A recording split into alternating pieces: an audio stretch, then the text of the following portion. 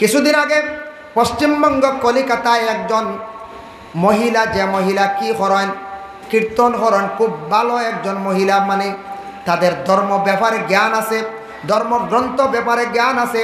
এই মহিলায় দেখছি শুনছি একটা বক্তব্য দিছেন বলে বাইরে, হিন্দু ধর্মের বাইরে, সনাতন ধর্মের বাইরে হয়েছেন বলে, ভাই কোনোদিন দেখছেন না কোনো মসজিদ তাস খেলা নিয়ে হয় বলে? না, হাসাও তো তাস খেলাই নিয়ে আমরা। ইসলাম ধর্মের মন্দিরটাকে কি বলে ওরা?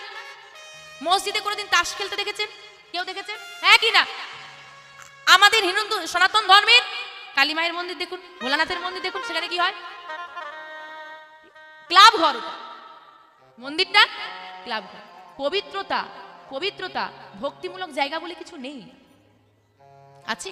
এটা অন্য ধর্মে চলে যান দেখি, আপনি মন্দিরে তাস খেলবেন? আছে কোন ধর্মে? একমাত্র আছে সনাতন ধর্মে। এগুলো বলতে গেলে খারাপ, যে বলবে সে খারাপ। বাজে বকছি। আমরা ভুলগুলো দেখি, অন্যায়গুলো সহ্য করি, প্রতিবাদ করি না, আমরা বরং তাদের সঙ্গে সঙ্গ দিই। মন্দির একটা পবিত্র স্থান, মানুষ কত ভক্তি নিয়ে সেই মন্দিরে আসে। মানুষ যখন ভক্তি নিয়ে সেই মন্দিরে পুজো করতে এলো, দেখলো পাশে কয়েকজন বসে সিগারেটে ফু দিচ্ছে।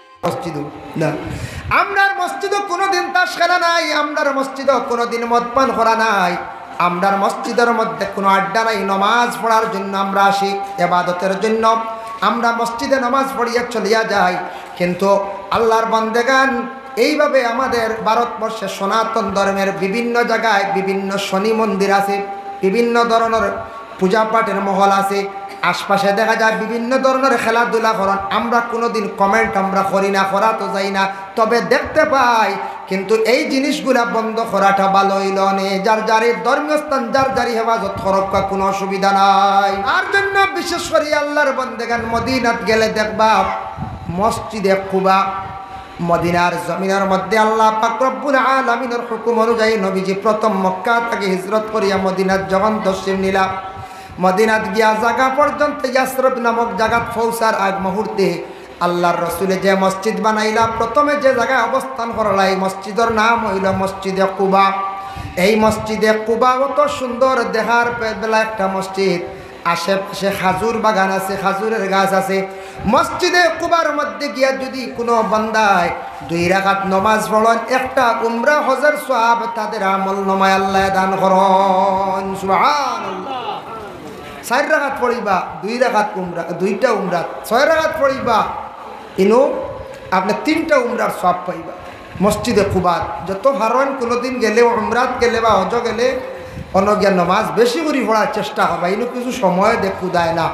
ই মদিনার যে রিয়াজুল জান্নাতুল্লাহ খান নাই, ইনু কুদামর দৌড়ো কোনো সুরে 6 রাকাত বুঝাইছেন, 4 রাকাত বা 6 রাকাত এর বেশ পড়া যায় না। পুলিশে গাদাইয়া দিলায় রিয়াজুল জান্নাত আর মসজিদে কুবাত পড়া যায়, অনজ্ঞা শান্তি মনে 12 রাকাতও পড়েন না, সেও তো কুদার না, পুলিশে গাদার না, বেশ করে পড়েন জানে মসজিদে কুবাত নমাজ।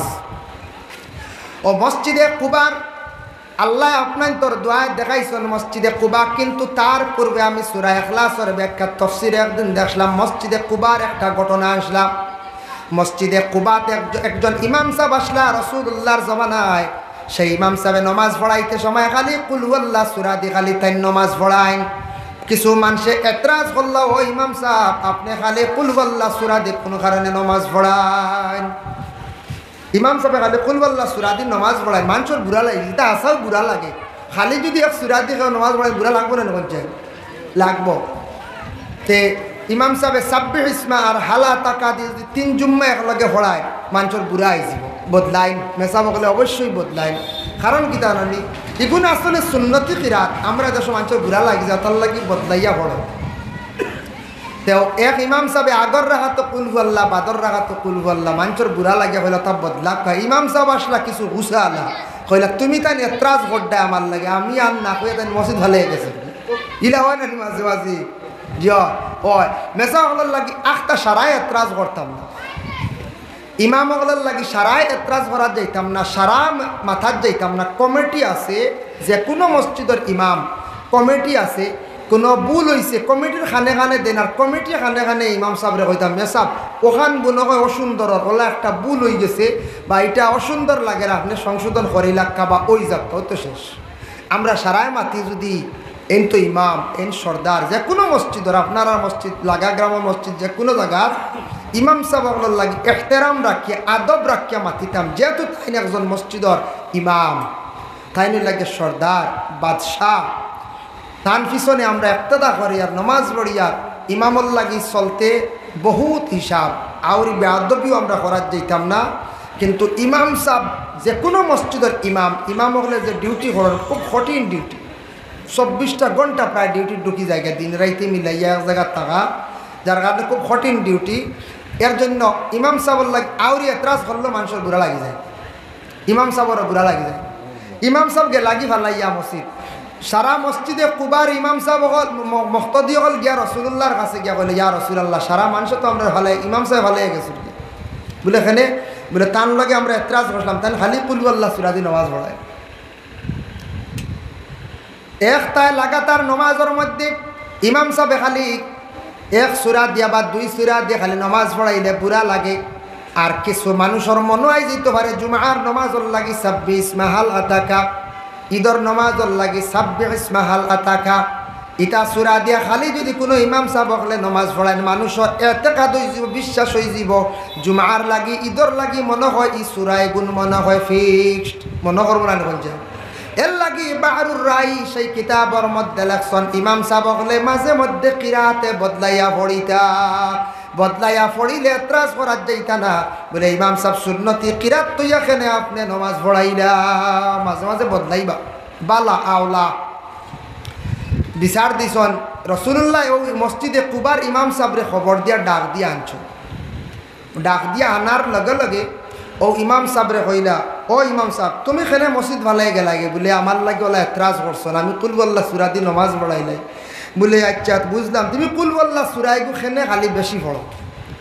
ও সময় ইমাম সাহেব উত্তর দিলা ইয়া রাসূলুল্লাহ আমি কুলবল্লা সুরাটারে খুব বেশি আমি বালা ভাই বলে খেনে এই সুরার মধ্যে আল্লাহর খুব বেশি সিফত তারিফ খুব বেশি প্রশংসা।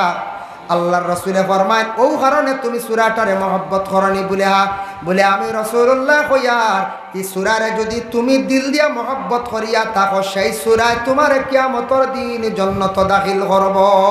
সুবহানাল্লাহ। একটা সুরারে যদি মহব্বত করলে নবীজি সার্টিফিকেট দিলা কিয়ামতের দিন সুরায় জান্নাত দাখিল করব, তে কোরআন ডে মহব্বত করলে কোরআন কতটুকু সুপারিশকারী হইব বুধবাইত্রাণী কিয়ামতের দিন কোরআনের সুপারিশ করব, কিয়ামতের দিন মসজিদও সুপারিশকারী হইব, কিয়ামতের দিন নবীজিও শফাআত করবা। এখান বিশ্বাস আছে নি আপনার? আছে। নবীজিও শফাআত করবা কিয়ামতের দিন। যাই হোক ইদিকে আমি যাই আর না, নবীজি শফাআত করবা মসলকে আরবাবে হক মুফতি ওয়াজিউদ্দিনে লেখছেন আসা আইয়া বা আসা কারাব্বুকা মাকামাম মাহমুদা ও আয়াতের ব্যাখ্যা টানছেন। যাই হোক এর জন্য বিশেষ করিয়া ওজন মসজিদ সম্পর্কে আমি সামান্য আলোচনায় বাবা করলাম এক একটা জায়গাত। এখন আমরা ভারতবর্ষের মধ্যে সর্বপ্রথমে মসজিদ কোন জায়গায় প্রতিষ্ঠিত হয়েছিল আমি অনেকদিন দেখছি একটা স্কুলের প্রশ্নের মধ্যে সেটা আই গেছে গিয়া ভারতের কোন রাজ্যে সর্বপ্রথম মসজিদ প্রতিষ্ঠিত হয়েছিল অবস্থিত হয়েছিল কোন রাজ্য বলে কেরল। শুনছেন না কেরালা এক জায়গা আছে এক রাজ্য আছে সর্বপ্রথম মসজিদ ভারতে বানানি হয়েছিল কেরল। এই মসজিদ ওখানে মানুষ দেখা যায় যে মসজিদে মানুষ ওখানে যায় নমাজ পড়ার যায় বেজান মানুষ নমাজ পড়য় গিয়া মসজিদে গিয়া নমাজ পড়য় যার কারণে কোনোদিন সুযোগে পাইলে কেরল গেলেও মসজিদ ওখান তুকাইয়া বার করবা নমাজ পড়ি আইবা দেখি আইবা। এটা একটা ইতিহাস আমাদের ভারতের ইতিহাসের পাতায় অনেক কিছু আছে আমরা কিন্তু জানি না, ইতিহাস গোপন হয়ে গেছে। আগর পুরানা ভূগোল মুরব্বী মানুষে ভাইলে ওটা কিছু বার করিয়া দেন জানি এখন ছেলেরা ওটা হড়প্পা ফায়দা আছে। আগর ভূগোল এখন নাই আছে নাই আমরা পড়িছিলাম ইতিহাস পড়িছিলাম নাই, এটা গোপন হয়ে গেছে।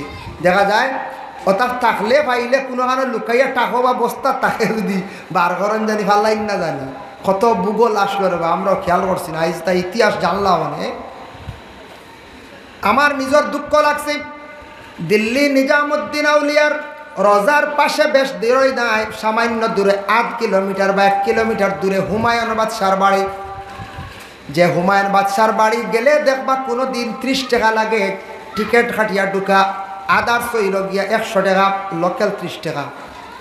ঢুকার পরে দেখলাম 3টা গেট হুমায়ুন বাদশার মহল যেটা গড় যেটা মেইন গড় গিয়া যখন গিয়া পৌঁছিলাম দেখলাম 24টা 48টা দরজা আছে, 24টা রুম আছে, কত সুন্দর উষা মহল সিংহাসন, একদিকে জেলখানা আছে, জেল ও বাদশাহ বানাইয়া রাখছে, অপর দিকে টঙ্গি আছে, রেস্ট হাউস আছে, সুন্দর পার্ক আছে, আর এক সাইডে মসজিদ আছে।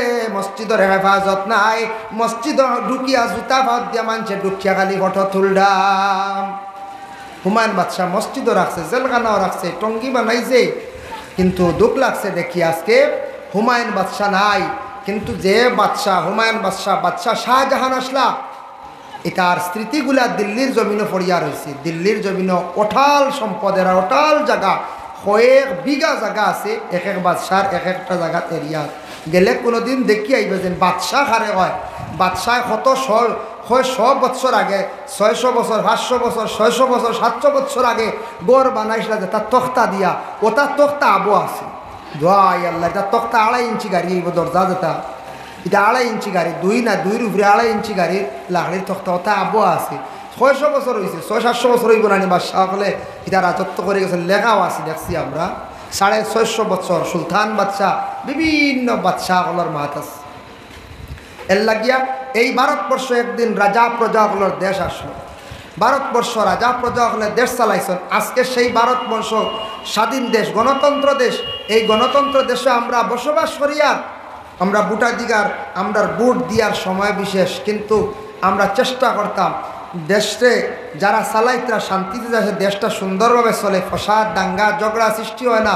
যদি এতে ভারতের যে মূল্য, যে মর্যাদা, যে সম্মান আছে, এটা যদি বাইরা ছড়িয়া পড়ে, যেন ভারতে এই বর্তমানে এই অবস্থা, ভারতের সম্মান সম্ভব না বাড়বো, দিনে দিনে সম্ভব না কঞ্চা সম্ভব। কোনটা জ্বালাইয়া বানাইছন লাল, আরো 1000 বছর সেই আগুনটা জ্বালাইয়া আল্লাহ বানাইছন খালা।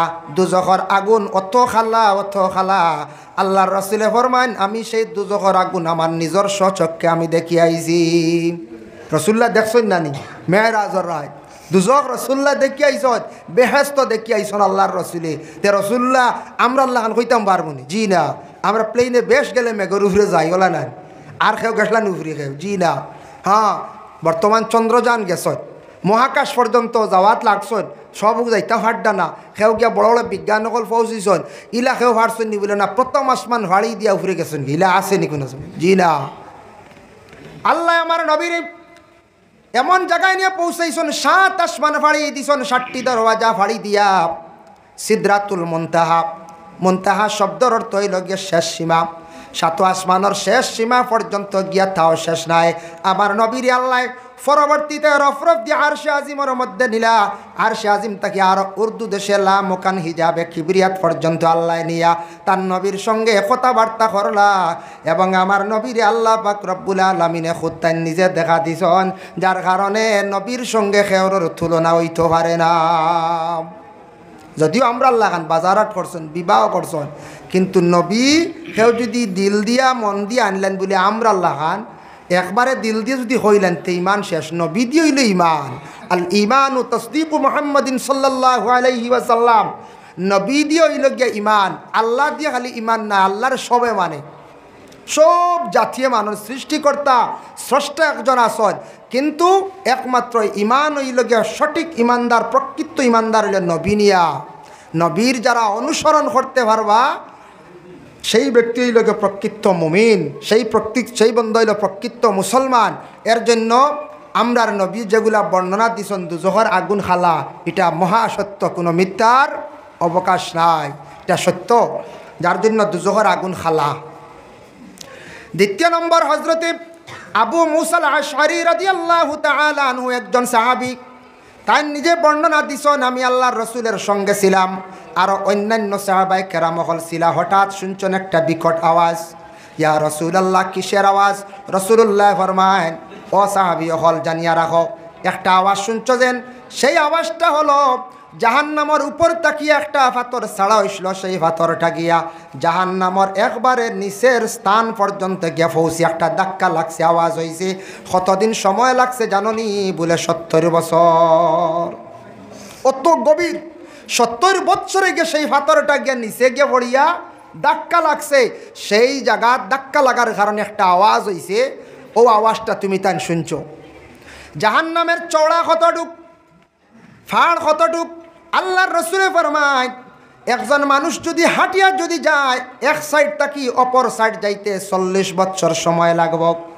আমাদের ভারতবর্ষে একজন ব্যক্তি হাঁটিয়া হজ করছেন, শিহাব চতুর নামে নিশ্চয় আপনারা শুনছেন দেখছেন, যে শিহাব চতুরে আজকে দেখুক ভারতবর্ষ গিয়া কয়েকটা রাষ্ট্র ভ্রমণ করিয়া গিয়া সৌদি আরব মিডিল ইস্ট গিয়া পৌঁছিছেন। কয়েক মাস লাগছে, 6 মাস কিংবা তো লাগছে 8 মাস, এর থাকি বেশি নাই। কতটুক দূরে যাইতে পারছেন, কিন্তু আল্লাহর রসুলে ফরমানে জাহান্নামের কতটুক লম্বা তার চওড়া, এক সাইড থাকি আরেক সাইড গিয়া পৌঁছিতে সময় লাগবে টোটাল 40 বছর।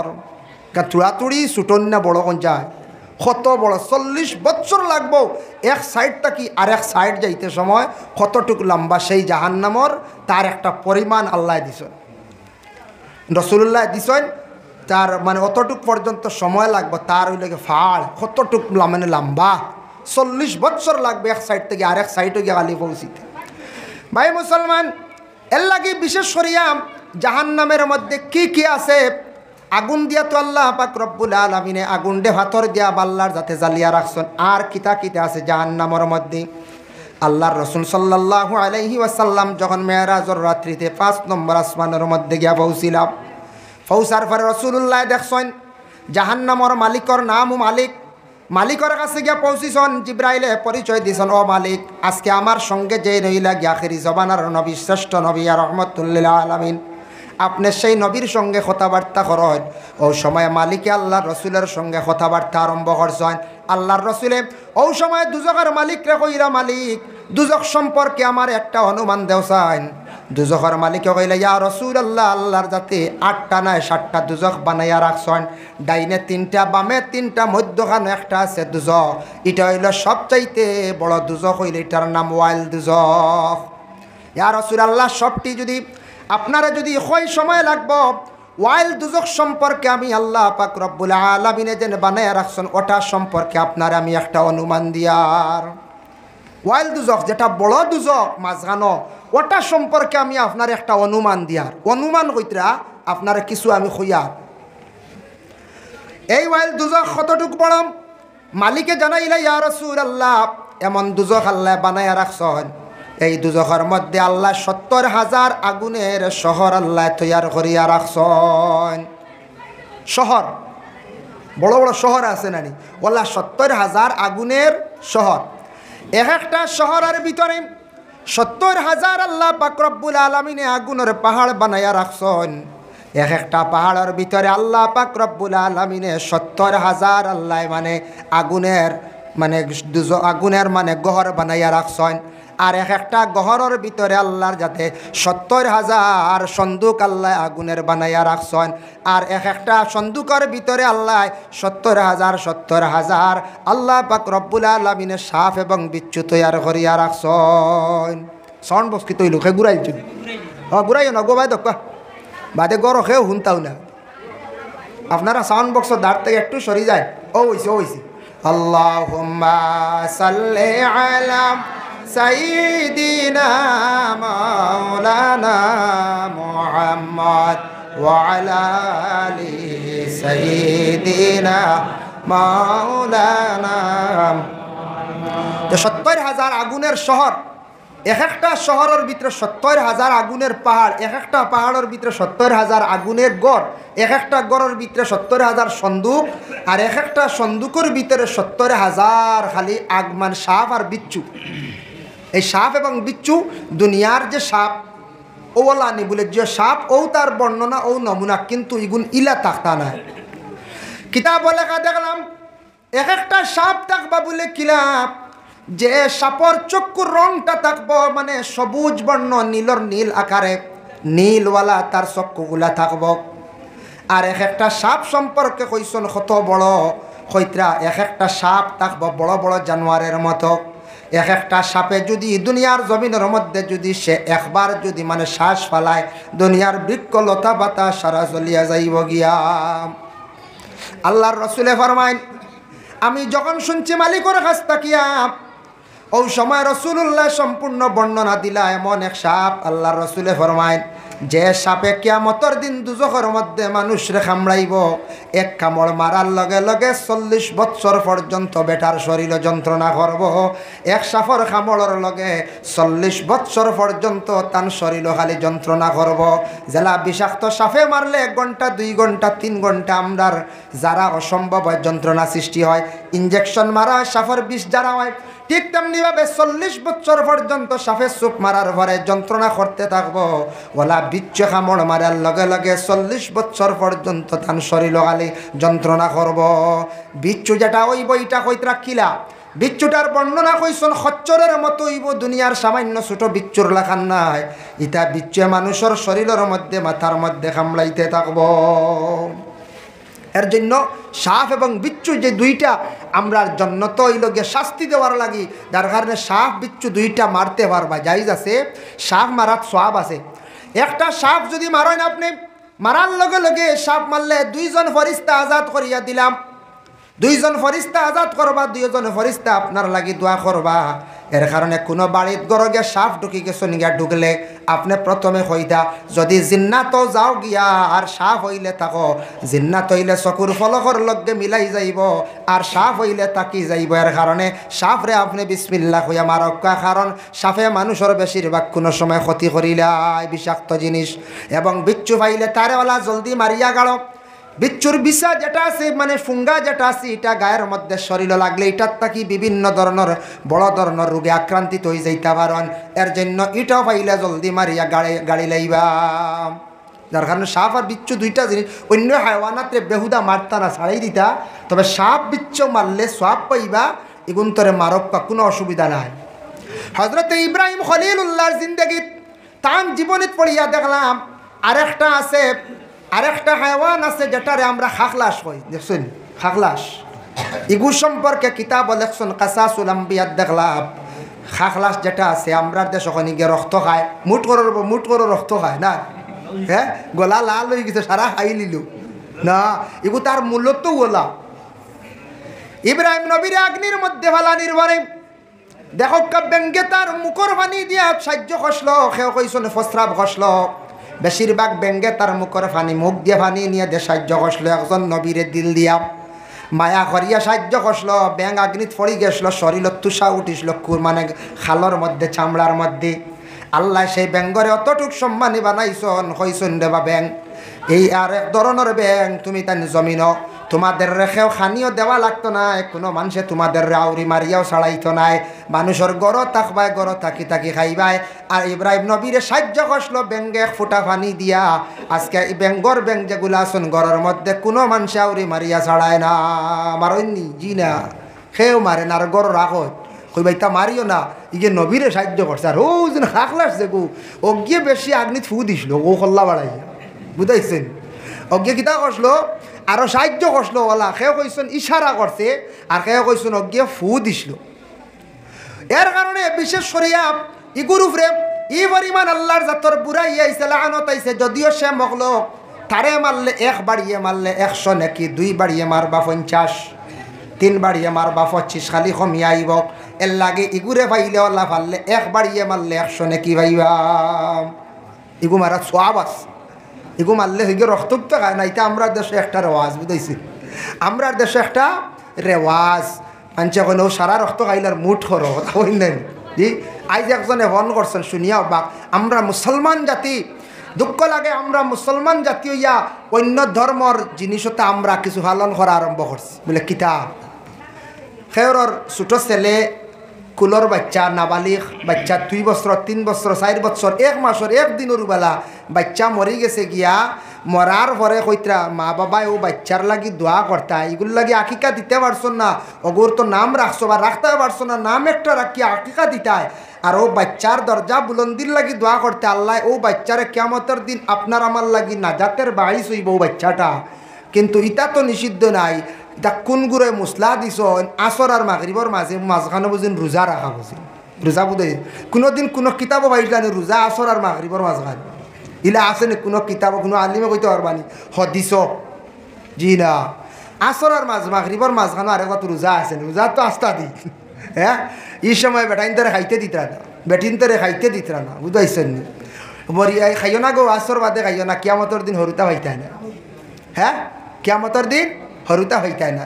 কিন্তু যেটা কইবার আসল এগু কইন না, কিতা কইন না। দেখো কা ছোট বাচ্চা মরলে মায়ে খান্দি তা খুব সেইবে, খুব কন্ট্রোলে বাবায় খান দিও, মায়ে খান দিও, বাচ্চার লাগি তুমি খান দিতায় খান দাও, তোমার বাচ্চারে তুমি কিয়ামতর দিন পাইবাই। ঠিক আছে, তবে বাচ্চারারে স্বপ্নে আপনি দেখতে পারবাই, আর যদি অনিয়মিতভাবে খান্দন তাহলে বাচ্চারে দেখতায় নাই। বলে খিলা ইবতেদা ইসলামের মধ্যে একটা ঘটনা হয়েছিল, প্রথম যুগে প্রথম জমানায় একটা ঘটনা হয়েছিল। আল্লাহর বন্দার দুইটা ছোটো ছোটো বাচ্চা মারা গেছলা, কবরস্থানের মধ্যে নিয়ে দফন করিয়া আইসন। প্রতিদিন বাবা যায় দুইটা বাচ্চার গিয়া খালি নাম ধরিয়া খান্দন আর জিয়ারত করন। এইভাবে কয়েক মাস চলিয়া গেল। হঠাৎ একদিন দুইটা বাচ্চা কবরের মধ্যে সশরীরে বাবার সামনে হাজির হয়ে গেলা গিয়া। বাবায় দেখিয়া চাইছন খান্দিত্রার বাচ্চারে জড়াইয়া ধরার লাগিয়া। বাচ্চারা নিষেধ করলা, আব্বা আপনি আমদারে ধরবায় না, সর 2 নম্বরে বাড়িতে গিয়া কোনোদিন মা জননীরে আপনি হইবায় না। আপনি প্রতিদিন যদি এইভাবে কবরিস্তান আসিয়া আমদারে যদি ডাক দেন, আমরা আল্লাহর যাতে আমদারে অতটুক সুযোগ দিছন, ক্ষমতা দিছন আল্লাহ, আপনার খান্দন শুনিয়া আল্লাহর বালা লাই গেছে, আপনার সঙ্গে আমরা কি করমো বলে সশরীরে দেখা করমো, যে দিন চাইবে দিন। বাবা কিন্তু এইভাবে দেখিয়া খুব বেশি তান ভালো লাগছে। 2 ছেলেরে দেখছন খান্দিছন, বাড়িতে গেছন, পরের দিন জিয়ারত আসন, 2 ছেলের নাম ধরিয়া ডাকন, 2 ছেলে বাবার সামনে হাজির হন। বাবায় দেখুন পরের দিন এইভাবে প্রত্যেক দিন তান দেখা করেন। তান একটা লোভ হয়েছে, আগে কবরিস্তানও গেলে সময় কি লাগতো, যে পরিমাণ লাগতো, তার তাকি এখন সময় আরও বেশি লাগে। কিছুদিন পরে গড়ের বিবিএস প্রশ্ন করলা, গড় স্ত্রী স্বামী, আগে আপনি কবরিস্তানের মধ্যে যাইতা, এখন এত বেশি সময় লাগে, তার কারণটা কি? থাক ও সময় গড়ের স্বামী কইন না বলে না কইতাম নাই। আমাদের মা বোনদের মধ্যে এই কথাটা জিজ্ঞাসা করার অধিকার আছে। স্বামী আগে বাজারও যাইতা, রাত 9টার সময় বাড়ির মধ্যে আসতা, এখন 10-11টা হয়ে যায়, তার কারণটা কি তা জিজ্ঞাসা করার অধিকার আছে। জিজ্ঞাসা করতে পারো। মহিলা হলে তো মায়ার লাগি বালার লাগে জিজ্ঞাসা করবা। খেনে বলে স্বামী অত রাত খেনে যাবেন, দুশ্মনে মারতে পারেন, দুশ্মনে আপনারা আটকাই নিতে পারেন, এত রাত বেশি করার তো প্রয়োজন নাই, জিজ্ঞাসা করার অধিকার আছে।